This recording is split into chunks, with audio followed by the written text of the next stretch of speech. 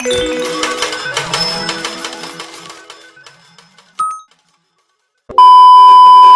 guys, welcome back to my YouTube channel. Balik lagi di channel kesayangan kita semua di Intan Imelda Official. Di sesi konten intim kali ini, Intan bakalan ngundang seseorang wanita cantik, iya, menginspirasi, iya. Langsung aja kita panggil, ini dia Rofifah J. Ovi. Yeay! Let's go, let's go, let's go. Nah, wanita cantik ini, hai, halo, Masya Allah, apa kabar? Alhamdulillah baik. Oke, boleh duduk. Iya, maaf. Oke, Via boleh bantu ya? Makasih ya Teh, maaf. Oke. Wow. Akhirnya ketemu juga. Iya, Rofifah J. Ovi. J-nya apa ya? Juniandar. Juniandar, nama bapak?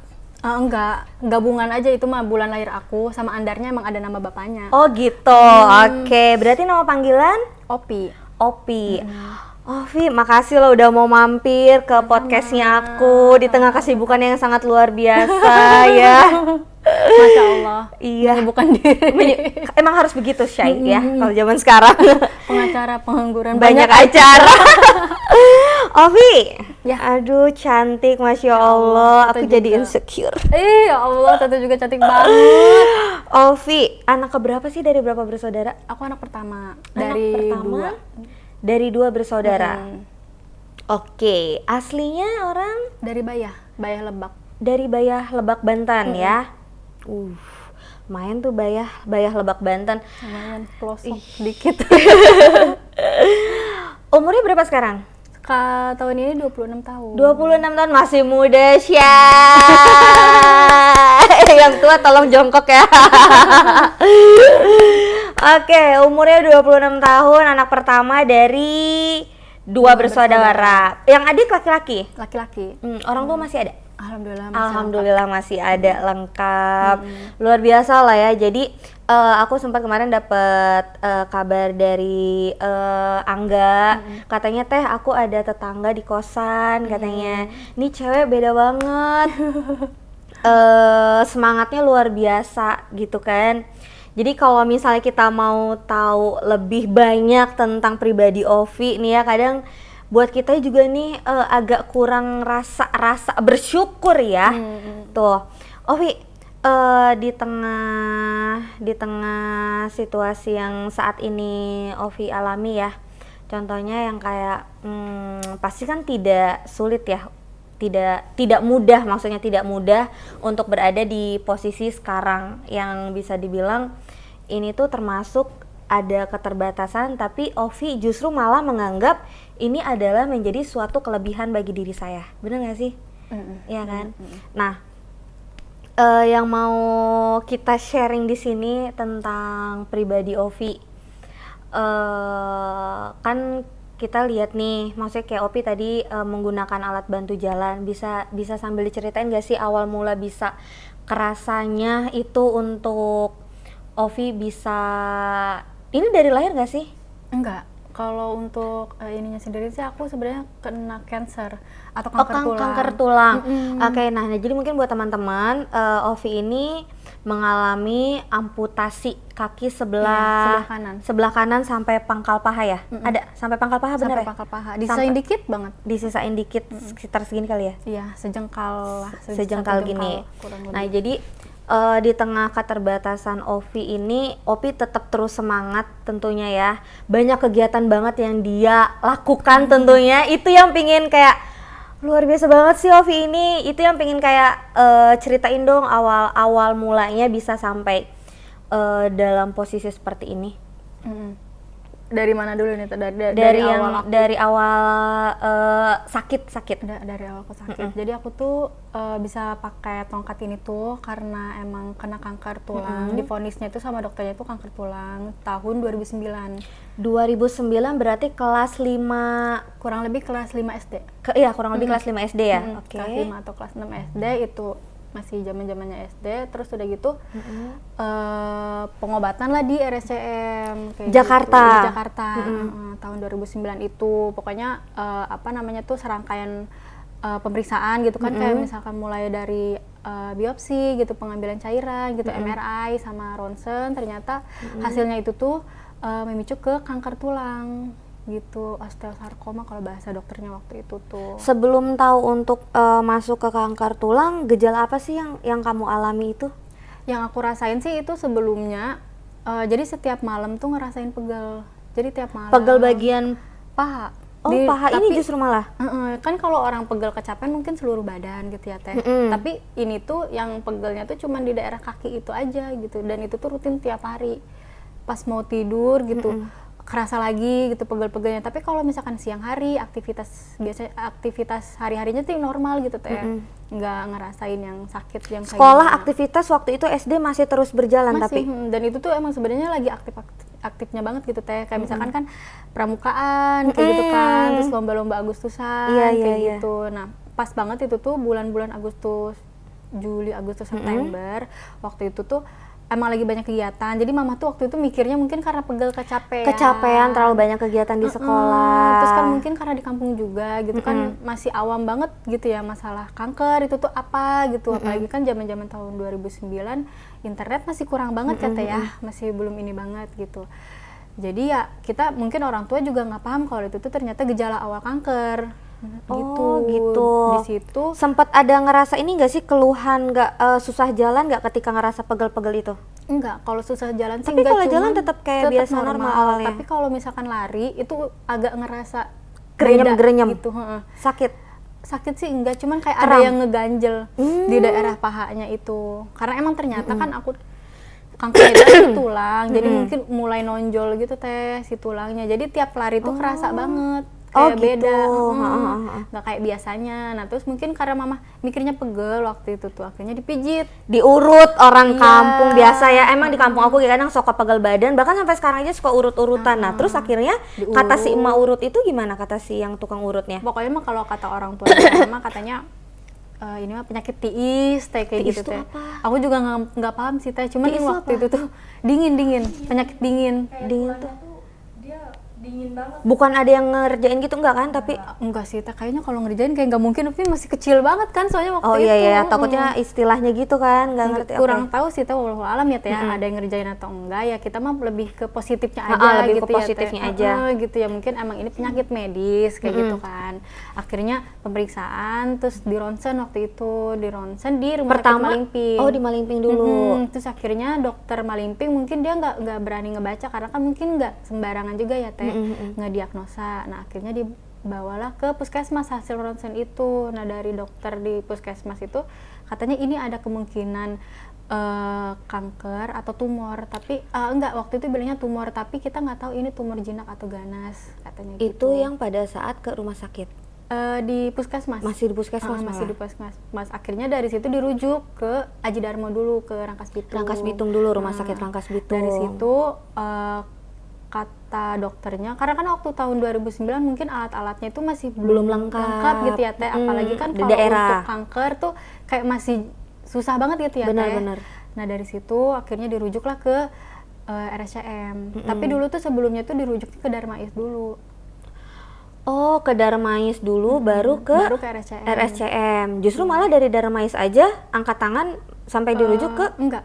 Kalau di Darmais itu karena kan Kenapa si Darmais bisa memilih untuk merujuk ke RSCM? karena waktu itu tuh kan jaminan aku tuh masih masih umum. Jadi masih buat ngurus-ngurus kayak gitu kan agak susah gitu ya teh. Ada beberapa kendala lah yang nggak bisa dapat zaman dulu tuh Jam sostek.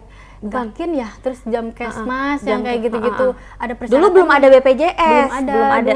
Belum ada. Dulu kan kayak persyaratan biasa dapetin jam kesmas kan ya ada beberapa. Askes bukan sih? Enggak, Bukan aku juga? Askes nggak dapet. Oh, nggak dapat malah. Terus Karena mungkin gak masuk kategori jam kesmas jadi susah gitu. Akhirnya waktu itu sempet umum dulu di Darmais, karena kan di Darmais lumayan ya teh biayanya. ya itu biayanya lumayan. Akhirnya makanya dirujuk ke RSCM kayak gitu, karena mungkin di RSCM ku bisa pakai jaminan jam kesda, jaminan daerah. Oh, gitu. Tapi pemerintah kamu sempat membantu juga berarti? Enggak, justru jam kesdanya itu dapatnya dari Tangerang, dari tempat lahir aku. Oh, justru malah dapatnya yang di Tangerang. Iya, dapatnya yang di Tangerang. Itu pun ya mungkin kalau jam kesda kan dia ada maksimalnya gitu kan Teh. Dia biasanya tuh waktu itu 1 tahun dibiayai, dibantu. Ya maksudnya alhamdulillah banget gitu ya Teh. Iya.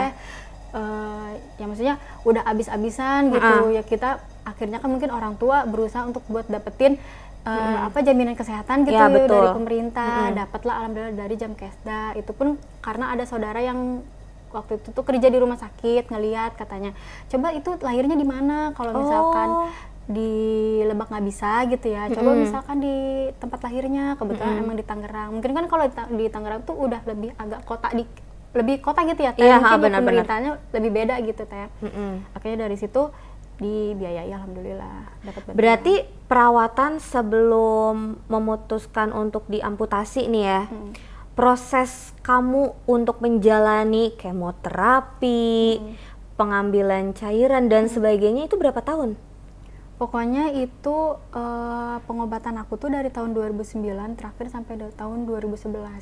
Dari 2009 ke 3 3 tahun ya? 3 kurang tahun. lebih 3 tahun. 3 tahun.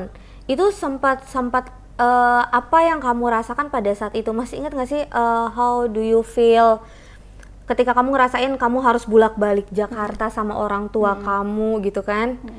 Dari mana sih? Dari Bayah terus ke rumah sakit RSCM ya? Mual kayak gitu kan Teh. Terus nafsu makan berkurang kayak gitu. Terus diare juga kayak gitu. Itu kemoterapi kedua. Terus rambut juga udah mulai rontok-rontokan kayak gitu. Nah, terus kemudian di kemoterapi ketiga, keempat sama kelima tuh udah mulai parah banget. Aku juga waktu itu sempet ngedrop parah, mungkin karena imunnya juga nggak kuat ya Teh ya, Iya, buat benar-benar. Di usia yang menahan. masih sangat muda juga berarti ya. Berarti usia 9, 10, 11 tahun. Iya 10 11 tahunan. Ya, 10 11 lah ya yang mulai masuk ke kemo itu. Iya. Terus Ya kayak gitu Teh. Jadi ya yang udah itu tuh kemoterapi ketiga sama keempat tuh rambut udah bener-bener rontok, udah botak kayak gitu. Terus alis juga hilang, habis. Alis ini nih, alis mata gitu. sempet pada saat suara apa sih itu? Pada saat kamu mengalami reaksi seperti itu, sempet nanya nggak sama orang tua? Atau kamu udah ngerti bahwa kamu ini Udah, karena sebelum kemoterapi itu dijelasin dulu sama dokternya. dan kamu mendengar semua itu? Karena mungkin ya dokter juga mikirnya aku udah cukup Dewasa. dan bisa memahami apa yang dokter Oh, nanti kamu jelasin setelah ini gitu. kamu akan ada efek ini. Oh, dokter menjelaskan juga seperti itu. Dijelasin kayak gitu. Jadi gini Rofifah katanya gitu kan. Jadi kemoterapi itu gini. Terus efeknya itu dia nanti bakalan rambut rontok gitu, bisa jadi botak juga. Tapi sampai menuju ke botak nggak rambut? Iya, sampai botak itu. Jadi tiap kali masuk kemoterapi tuh pasti rontok rambutnya, bener-bener botak licin banget gitu Teh, nggak ada sama sekali gitu. Karena emang saking kerasnya Sampai gitu. kerasnya obatnya itu. Terus ke kulit juga ngefek banget, jadi kayak hitam gosong gitu Teh, mungkin karena saking kerasnya ya. saking kerasnya, Terus ini bener ada, ini bekasnya nih. Jadi sisa-sisa kenang. Iya loh, hitam banget ngeblok. Sampai hitam banget kayak gini. Ini bekas apa ya waktu itu tuh, karena infusnya tuh di sini dia waktu itu, karena emang urat-urat aku tuh nadi-nadinya udah pada habis semua gitu kan, kayak gitu. Pernah juga waktu itu tuh diinfusnya di kaki, saking udah di tangan tuh di tangan udah habis, cari celahnya. Leher juga pernah waktu itu. Aduh ya Allah. Kayak gitu karena mungkin udah saking habisnya gitu ya Teh. Jadi bingung di mana, akhirnya disampet di kaki juga, di leher gitu kan. Nah, untuk setiap perjalanan prosesnya untuk masuk ke area dokter memberi sempat operasi. Iya, sempat operasi. Operasi juga. berapa kali? Operasi aku 7 kali. Operasinya 7 kali. 7 Itu kali. apa yang membuat dokter untuk memutuskan kamu operasi ya gitu setelah dari kemo itu? Karena Atau selang-seling kemo operasi? kemo operasi. Jadi Kayak awalnya tuh kemoterapi dulu untuk pengempesan kaki, karena kan waktu itu tuh kakinya Bengkak. kondisinya bengkak gitu. Kalau bengkak kan dia mungkin nggak bisa langsung dioperasi gitu kan. Iya, karena Jadi, pembengkakan. Jadi nunggu kempes dulu, udah udah kemoterapi pertama selesai, itu operasi besar gitu kan. Operasinya di bagian area yang sebelah mana? Yang di ini? Di paha, pokoknya di paha ini, paha yang sebelah mana sebelah sih? kanan. Enggak, maksudnya bagian sini. Dari sini nih. Dari lutut sini ngambilnya karena ke sini. Iya, karena kan waktu itu tuh kankernya ada di atas lutut. Oh, si kanker itu posisinya Iya, di atas posisinya ada lutut. di atas lutut. Tapi kan mungkin dia pengen benar-benar bersih mungkin ya Teh. Iya. Jadi di Karena kan menjalar ya. karena kan kanker cepet banget. Jadi di blacknya tuh waktu itu dioperasinya dari sini sampai sini. Sampai sini. Jadi pas operasi pertama tuh si tulangnya diambil, dipotong gitu ya, terus dibawa ke apa sih namanya tuh batan kalau nggak salah, terus udah gitu dikikis, disinar juga. Jadi tulangnya dibawa selama 1 hari itu aku tanpa Udah kayak mainan ya. Bener. Tulangnya dipotong, diambil, dikikis, disinar, dipasang lagi. besoknya dipasang lagi pakai pen. Jadi dalam Tapi 1 kamu hari itu sempat dalam keadaan posisi sadar. sadar. Setelah si pennya diambil itu kamu posisi Tulangnya, sadar. tulangnya Bangun. diambil, aku bangun sadar dari bius gitu kan, di ruang ICU gitu, terus nanya ke mama, Mata tuh udah dioperasi, udah kata mama. Tapi kok rada aneh ya, aku bilang gitu. Oh, sempet ngerasa kayak gitu? Sempet ngerasa aneh gitu. Terus mungkin karena mama belum berani cerita yang gimana-gimana gitu kan, karena kan baru siuman gitu. Udah nggak apa-apa, ntar juga besok sembuh, kata mama kayak gitu. Oh, mama bilang gitu, udah aja. Terus ya udah akhirnya besoknya dioperasi lagi. Jadi dalam 2 hari itu aku operasi gitu, pengambilan tulang, terus pemasangan tulang besoknya kayak gitu, terus sambil dipasang pen. Setelah itu selanjutnya kemo lagi operasi lagi. Operasinya sama gitu, diambil. Yang kedua itu kalau nggak salah wire. Jadi dia si kawat lah Teh, kawat yang ada di dalamnya itu tuh dia keluar gitu, tapi nggak sampai nembus ke kulit tapi gitu. sempat kerasa nonjol. Karena kan waktu itu mikirnya ini apa kanker lagi gitu kan, tapi pas di ronsen ternyata si besi yang ada di dalamnya itu tuh nongol, karena waktu itu tuh aku rada bandel gitu, belum lepas tongkat, udah lepas tongkat, kayak gitu rada-rada bandel gitu Teh. Akhirnya operasi gitu. Operasi ketiga itu kalau nggak salah pennya patah. Wait a minute. Who are you? Pennya patah, kamu apain? Ya gitu Teh, belum waktunya lepas tongkat. Aku udah lepas tongkat sih. Berarti kamu pakai tongkat itu dari 2010. Dari 2010. Udah pakai tongkat. Maaf, dari 2009 semenjak operasi. Semenjak operasi yang pertama itu. Oke. Terus udah gitu setelah itu besinya patah, operasi lagi. Terus operasi yang keempat itu Masih bisa ketawa loh dia loh. Karena tuh gue merinding dia.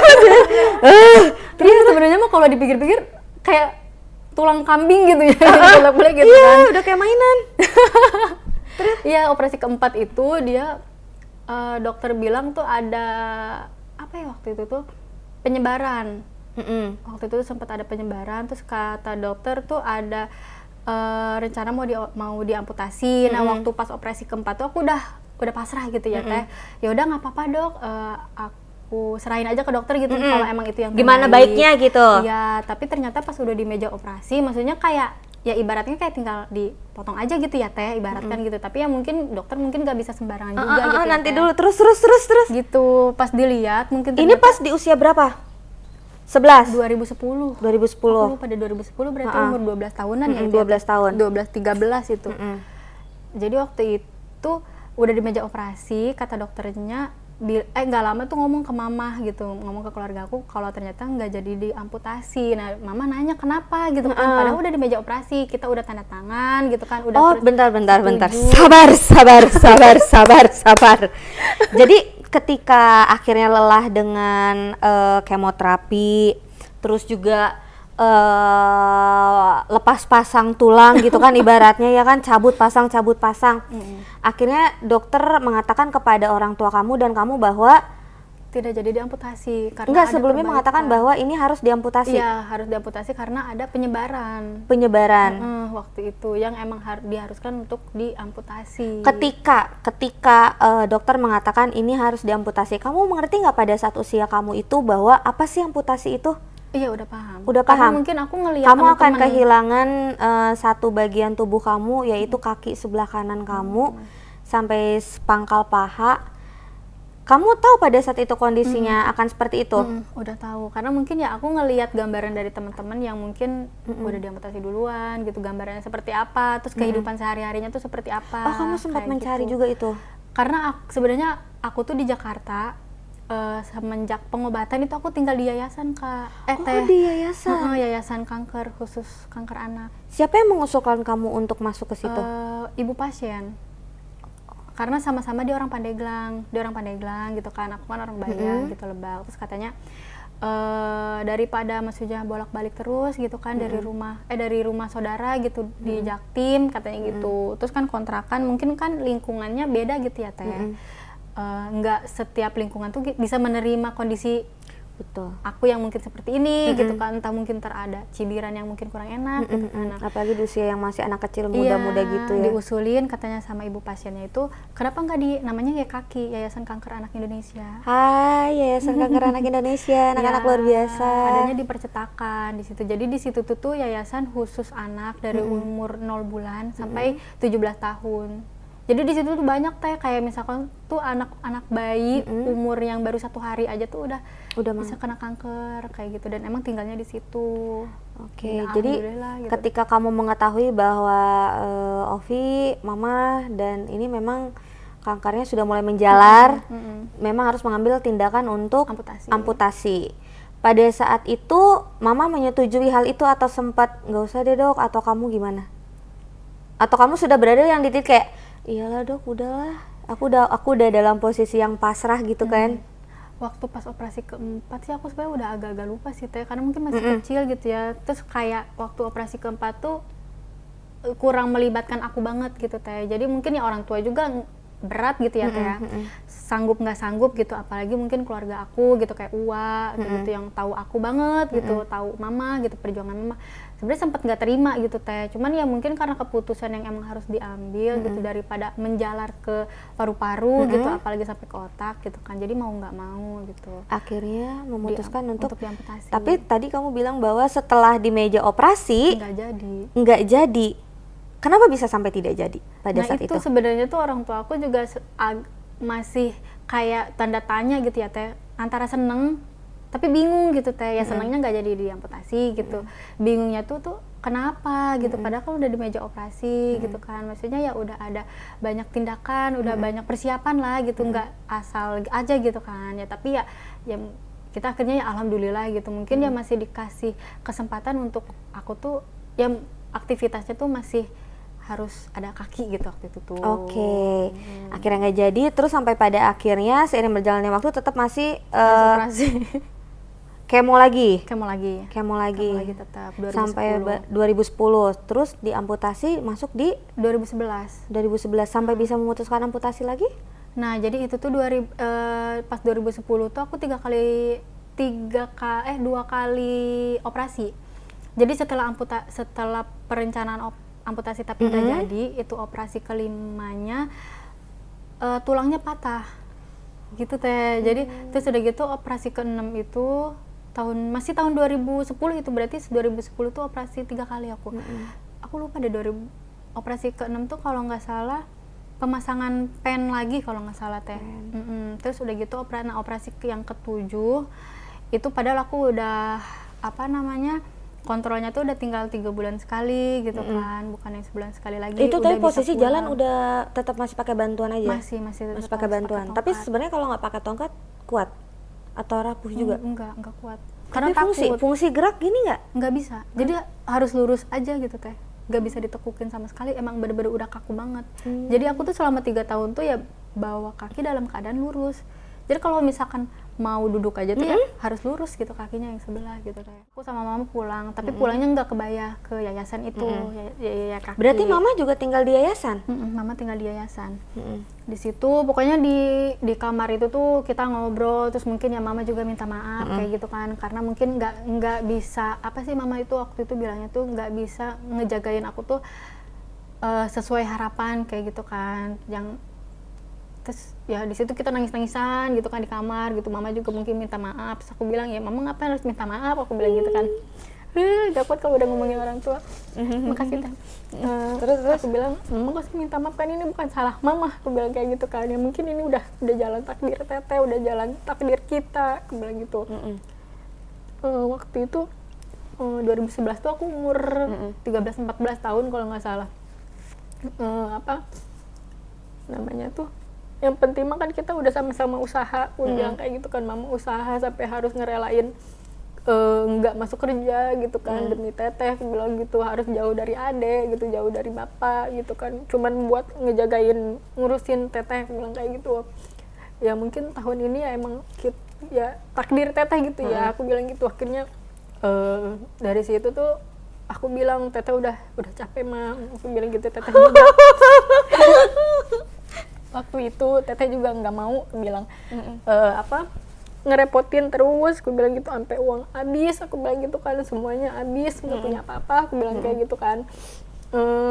Teteh juga capek, aku bilang harus ke rumah sakit terus gitu. Waktu mama buat adek gitu kan nggak ada gitu. Ya aku sayang juga gitu sama adek aku tuh dia tumbuh tanpa seorang ibu kan, mungkin pertumbuhannya beda gitu ya. Waktu kamu lagi ngejalan itu berarti adik umur masih TK kalau nggak salah, TK atau SD gitu. Terus akhirnya di situ aku bilang, teteh kayaknya bakalan ngambil amputasi aja mah, aku bilang kayak gitu. Mama di situ sempat mungkin diem gitu kan teh, karena bingung kali ya mau bilang apa gitu. Di situ akhirnya ya udah dari situ ngobrol lah sama keluarga besar gitu yang di ya, terus yang di Kalimantan juga dari keluarga bapak. Terus bapak ada respon nggak? Tapi kalau bapak emang mungkin karena udah tahu, bapak pasrah gitu, masrahin lebih gimana baiknya aja gitu ya. Masrahin ke aku sendiri sama ke mama gitu, karena kan waktu itu mungkin ya aku udah cukup mengerti gitu ya teh di umur segitu. Nah sempat ada konflik juga, keluarga aku nggak setuju, katanya gini, kunaon sih cenah eta, ya Allah anak aing cenah gitu, ponakan teh gitu, kenapa harus diamputasi teh kayak gitu kan. Terus ketua yayasan juga sempet agak ada cekcok sama dokter, kenapa harus amputasi gini. Ketua yayasan di situ juga, kenapa emang nggak ada jalan lain apa selain harus amputasi kayak gitu. Pokoknya banyak yang nggak setuju gitu sama amputasi. Terus akhirnya, menjadi pro kontra lah ya. iya, Cuman kamu berada dalam titik yang aku udah yakin, iya, yang pertama aku udah dan capek. yakin. Aku udah yakin kalau ya mungkin insya Allah keputusan aku ini tuh bener gitu ya, maksudnya bukan bener. Tapi di usia kamu yang masih bisa dibilang sangat muda ya, 15 tahun ada?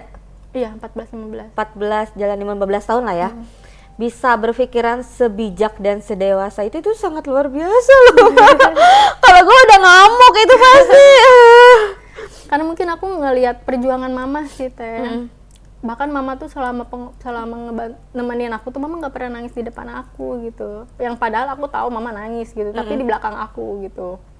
Ya gitu. Terus yang ya mungkin aku juga dapat support, terus dapat dukungan juga dari lingkungan yang alhamdulillah lingkungannya positif gitu ya teh, buat aku untuk berkembang gitu, buat aku untuk berpikir lebih bijak gitu waktu itu tuh. Ya udah akhirnya di situ aku bilang ke dokternya, aku siap. mau siap diamputasi, aku bilang gitu. Bahkan itu orang yayasan gak ada yang tahu kalau aku mau amputasi. Mereka tahu aku tapi nggak tahu jadwalnya gitu. Iya, nggak tahu. Mereka tahu jadwalnya, tapi nggak tahu kalau itu tuh operasi amputasi. Karena pasti bakalan ya itu yang Tete bilang pro kontra kayak gitu. Jadi orang-orang tertentu aja yang tahu kayak gitu kan. Kayak ketua yayasan aja gitu. Bahkan teman-teman aku aja yang pasien-pasien di situ ibu-ibunya nggak ada yang tahu kalau aku tuh ternyata mau operasi amputasi gitu. Ya mungkin mereka mikirnya tuh operasi biasa gitu kan teh. Ya udah dari situ operasi jadwal udah langsung dapet jadwal gitu, langsung operasi gitu. Nah oke, ketika kamu hari itu ditindakan amputasi bius total, berapa jam untuk proses amputasi itu? Kalau kata mama sih 7 jam. Kata mama. Wow. 7 jam. Padahal mun tulang kaki kambing mah tinggal dipotong aja. Nggak gitu juga.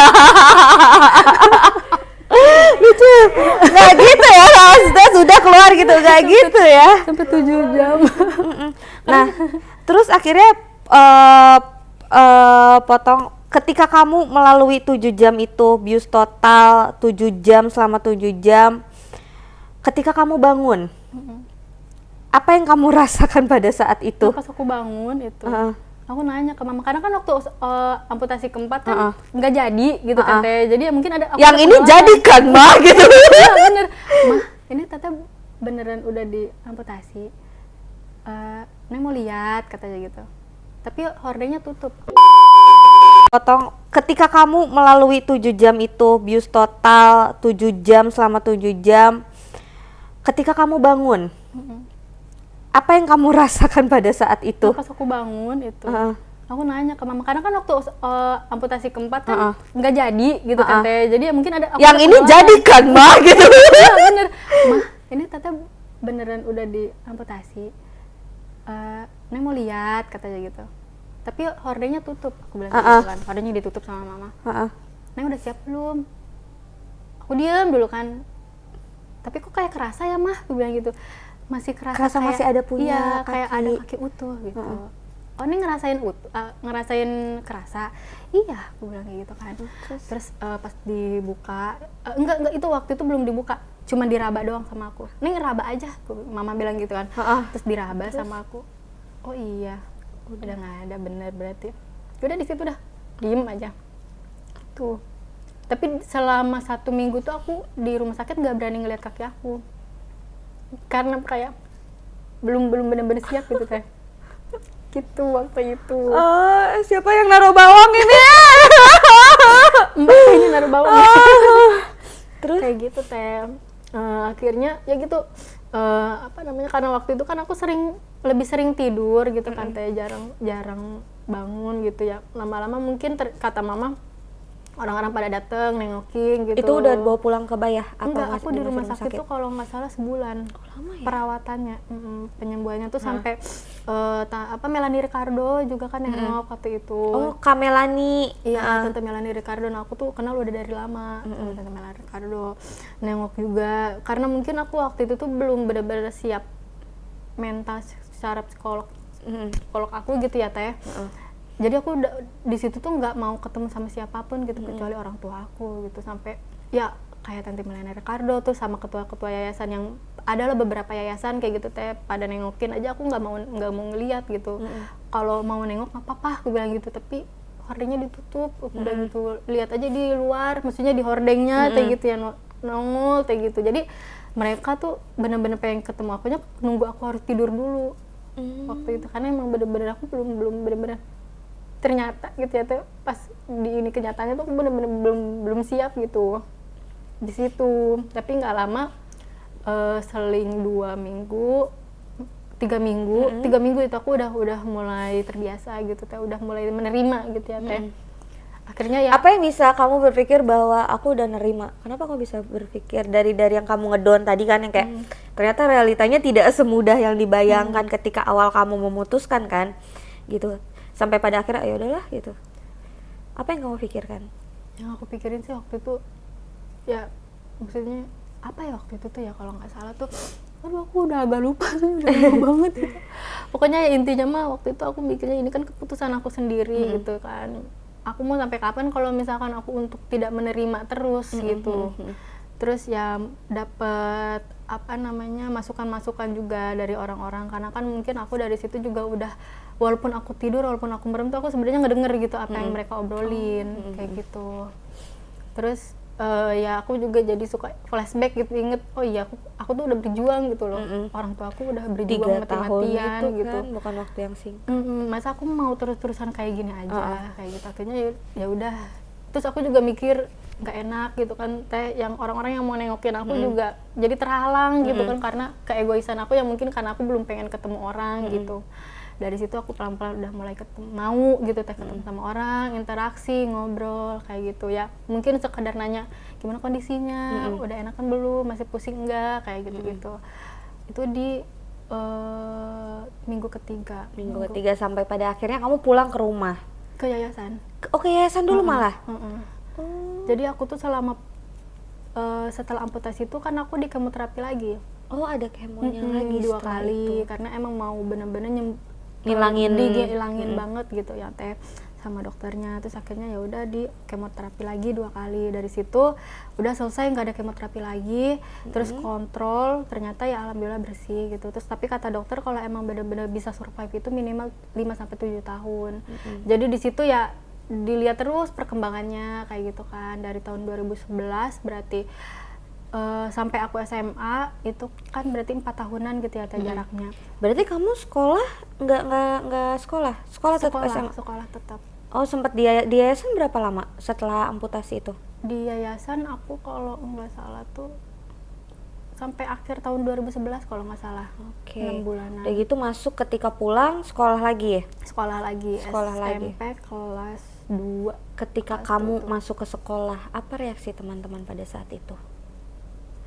Justru di luar perkiraan aku, karena aku waktu itu tuh mikirnya teman-teman aku ntar bakalan ngebully nggak ya depan muka aku langsung gitu katanya, bakalan kayak gimana ya responnya, aku bakalan punya teman nggak ya gitu dengan kondisi aku yang baru ini kayak gitu.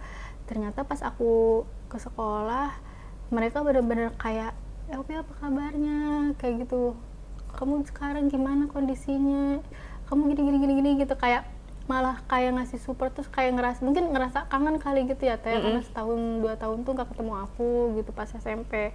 Ya mungkin ya nakal-nakalnya anak SMP gitu ya Teh, biasa masih labil gitu ya Teh. Tapi ternyata mereka bener-bener bisa ngejaga perasaan aku sih Teh, itu yang bener-bener aku salutin dari teman-teman aku sendiri. Jadi kamu gitu. bergaul juga selayaknya normal pada umumnya, ya kan? Tidak ada yang mengucilkan atau apapun Nggak pada. ada sih Teh, alhamdulillah tetap ada teman gitu yang nemenin kayak sekadar ke kantin gitu atau misalkan ke toilet kayak gitu. Alhamdulillah dari situ juga aku karena emang pengaruh lingkungan juga gitu Teh, yang enggak mengucilkan aku, enggak yang kayak ngebully kayak gitu ya Teh. Akhirnya ya di situ aku ada rasa percaya diri gitu Teh, timbul rasa kepercayaan diri aku kayak gitu dari sekarang ya, karena mungkin lingkungan itu juga sih Teh Yang ini ya, yang baik, yang positif. Nah, terus akhirnya seiring berjalannya waktu nih ya, kamu udah mulai kayak terbiasa. Awal-awal kan pasti banyak banget kesulitan, kayak mungkin ke toilet, maaf kayak misalnya pipis dan sebagainya gitu kan. Terus beradaptasi dengan segala halnya gitu kan. Sampai pada akhirnya kamu bisa survive dan tanpa kalian tahu ya, ternyata Ovi ini mengambil jalur karir MUA. Wow, mengambil jalur MUA. Itu gimana awal ceritanya sampai kamu milih kayaknya aku mau ambil MUA aja deh? Memang dari awal kamu seneng make up atau gimana? Iya, jadi waktu pas SMA itu tuh aku udah seneng tertarik gitu Teh sama make up gitu kan, kayak ngelihat cewek cantik tuh suka gitu, kayak enak. Oh, makasih. Makasih gitu kan. Cantik, ternyata aslinya cantik.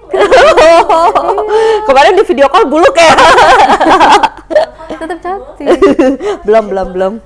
Terus Terus ya udah akhirnya di situ tuh karena mama juga mungkin nge-support gitu kan, oh ya udah nggak apa-apa Neng, terusin aja gitu kan, kalau emang Neng seneng kayak gitu kan, lanjutin aja gitu ya. Alhamdulillah dapat dukungan juga dari mama gitu kan masalah makeup itu. Terus nggak lama tuh pas aku SMA aku masih kayak agak bingung gitu mau ngambil kuliah apa ya gitu, tapi pengen emang di Jakarta waktu itu tuh. Terus nyari-nyari karena emang aku kan seneng seni gitu ya Teh, seneng ngegambar kayak gitu. Ya udah akhirnya di situ aku ngambil masuk ke IKJ gitu, Institut Kesenian Jakarta. Di Jakarta itu tahun 2016. Terus udah gitu? Dari situ tuh di IKJ tuh aku ngambil fashion design, jurusannya bikin baju. Nah terus ya udah akhirnya dari situ juga aku sambil ngembangin makeup aku gitu, karena kan di situ ada di kampus itu kan ada fakultas perfilman gitu. Jadi ya kadang kita kerjasama gitu bareng-bareng gitu, kalau misalkan ada syutingan ya manggilnya ke aku gitu kan buat jadi make up kayak gitu. Terus udah gitu jadi menekuni di bidang MUA tersebut. Udah kursus di mana aja untuk sejauh ini? Kalau kursus sih belum, aku selama ini otodidak aja paling Teh. Otodidak belajar dari YouTube kita. Nah terus kalau untuk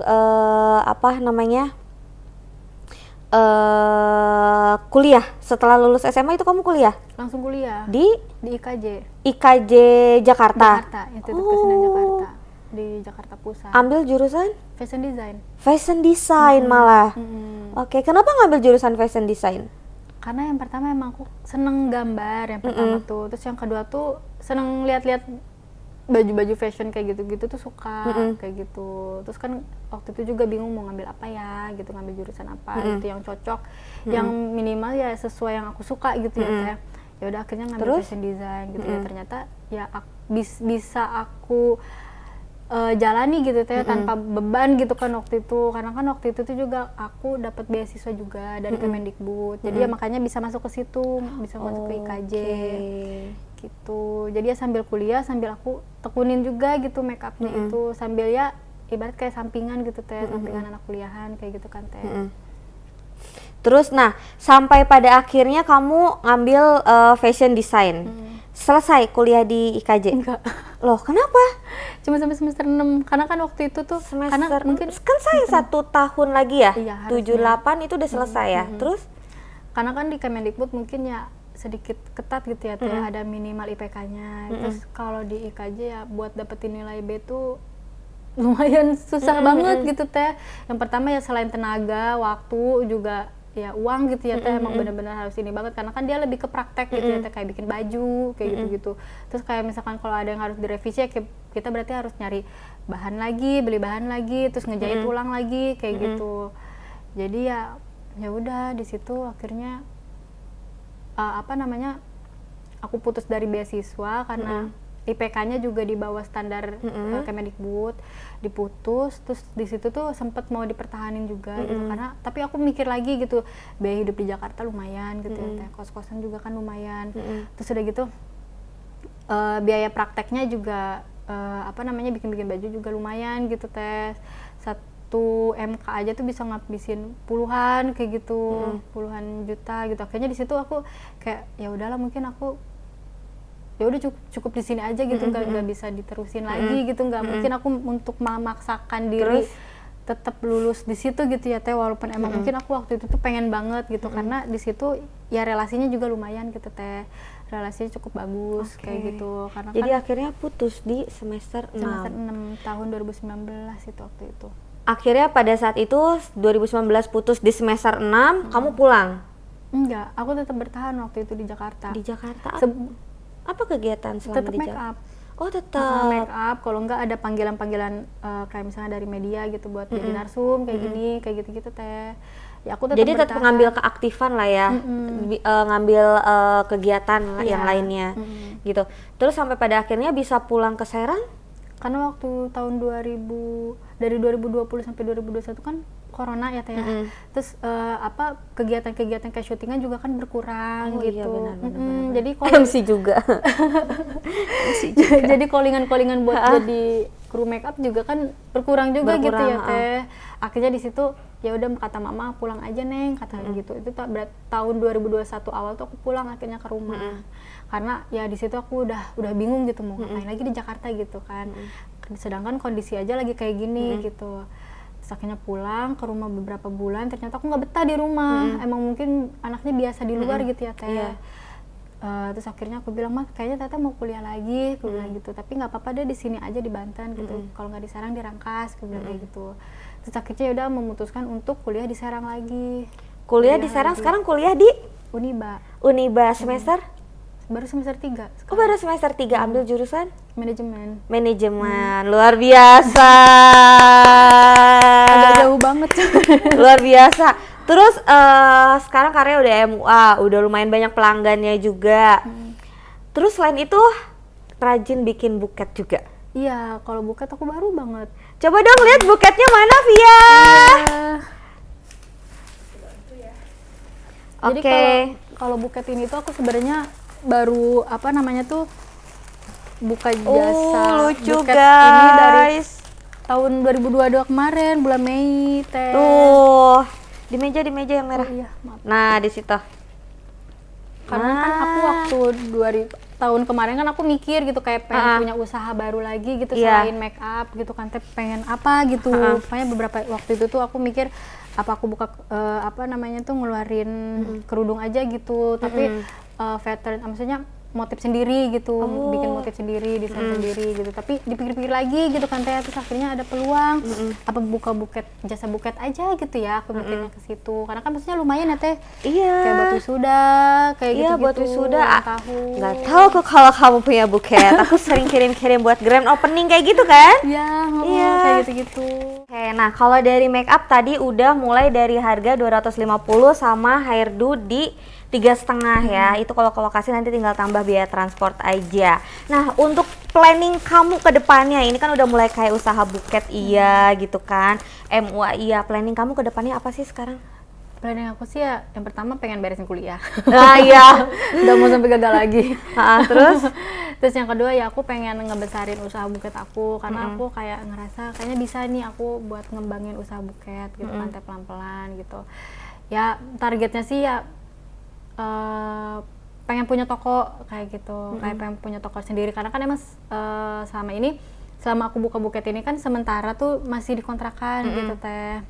Jadi ya gitu. Oke, pengen buka toko buket ya, khusus buket gitu. Ada pesan gak sih buat penonton semua yang ada di sini Pesan yang menginspirasi? Ya pesannya buat teman-teman gitu yang paling utama mungkin yang masih dalam pengobatan gitu ya Teh ya, masih dalam pengobatan terus mungkin ngerasa down atau mungkin ngerasa kok aku gini-gini aja kayak gitu, kok aku nggak ada perkembangan gitu untuk sembuh gitu. Karena ya yang pertama sih kunci kesembuhan itu tuh ada di diri kita sendiri ya Teh. Pikiran kita sendiri, bukan obat dari dokter atau mungkin operasi atau kemoterapi gitu. Mungkin ya itu hanya bukan hanya sebagai pembantunya aja gitu Teh. Tapi kan yang paling utama itu tuh ya dari diri kita sendiri gitu. Kalau emang kitanya percaya gitu, optimis gitu, percaya sama bahwa Allah itu selalu terlibat dalam segala sesuatu yang kita lakuin gitu ya Teh. Yang penting kan niatnya baik gitu kan. Yang penting kan kita sudah usaha semaksimal mungkin gitu ya. Jadi buat teman-teman yang mungkin seperjuangan kayak aku gitu, jangan patah semangat gitu, tetap semangat dan harus yakin dan harus percaya gitu kalau kedepannya itu tuh kalau memang kita yakin insya Allah pasti bakalan ada jalannya itu selalu dimudahkan insya Allah. Bismillah tuh. Guys, jangan pernah merasa insecure dan juga merasa kekurangan ya. Jadi harus tetap banyak-banyak bersyukur. Iya, betul. Kadang gue juga jadi orang suka nggak tahu diri memang ya. Kadang sebenarnya juga kalau bersyukur. untuk bersyukur aku juga kadang suka lupa gitu ya Teh. Mungkin kadang suka capek gitu terus akhirnya kayak gini terus tapi aku kadang inget lagi tuh oh iya pertama perjuangan keluarga orang tua aku dan aku pribadi kayak gitu kan udah benar-benar berjuang banget, masa iya sih aku harus segini doang gitu, masa aku harus lemah gitu, terus masa cuma perkara misalkan ibarat kayak jerawat muncul satu harus jadi masalah gitu kan Teh. Kayak buat apa kayak gitu kan Teh. Ya, jadi juga kadang lagi mikir perjuangan orang tua ya. Aku pun sama kadang mikir masih suka kayak gitu. Tapi aku balik lagi mikir sebelumnya itu aku udah maksudnya kita orang tua gitu tuh udah benar-benar berjuang mati-matian gitu ya. Terus selain itu juga ya aku mikir ya aku punya masa depan gitu, aku masih muda gitu, ada yang harus aku capai gitu, ada hal-hal yang belum aku capai kayak gitu kan Teh. Dan aku juga mungkin ya belum membahagiakan seutuhnya, membahagiakan orang tua aku yang paling utama kan itu ya Teh. Jadi ya apa ya, kayak berusaha untuk tiap hari itu melawan rasa insecure, melawan rasa malas, melawan rasa ketidakberdayaan kayak gitu. Kalau di rumah nih ada mama sama bapak, pulang ke Baya berapa lama sekali? Semaunya. Iya. Kamu misalnya nih ada mama sama bapak lagi nonton di YouTube-nya, pasti di-share ke grup keluarga dong kalau tayang. Kasih pesan dong buat mama, bapak atau sama keluarga yang lain. Ya aku mau ngucapin terima kasih banyak udah menjadi orang tua yang benar-benar orang tua yang utuh untuk Opi gitu Teh. Selama Opi membutuhkan kalian ada gitu Teh.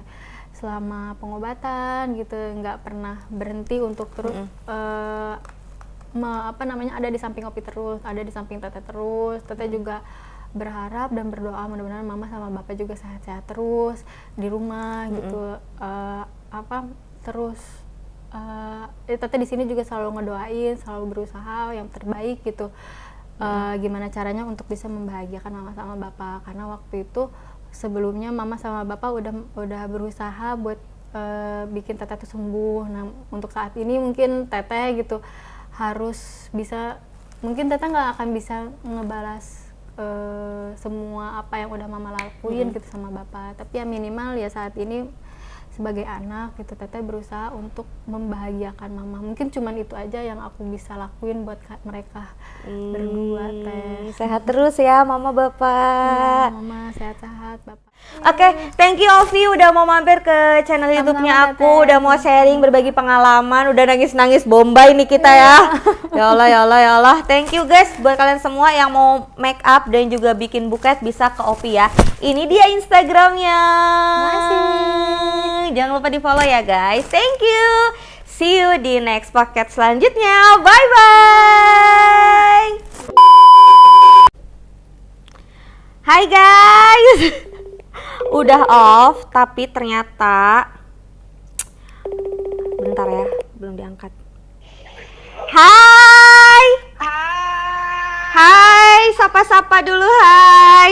Hai. Jadi guys, ceritanya karena Ovi, kamu di mana? Aku di toilet lagi di luar, aku di Jakarta. Oke. Jadi karena aku lagi video call sama Syarey ya, dan ternyata Syarey juga sangat terenyuh dengan inspirasi yang dihadirkan oleh Ovi. Nih, ini Ovi. Halo, Kak. Ini Ovi ini salah satu disabilitas, tapi dia doyan banget sama make up Syarey. Tapi dia belum punya basic make up. Karena memang keterbatasan. Jadi di podcast kita kali ini, bentar coy, gua record bentar ya.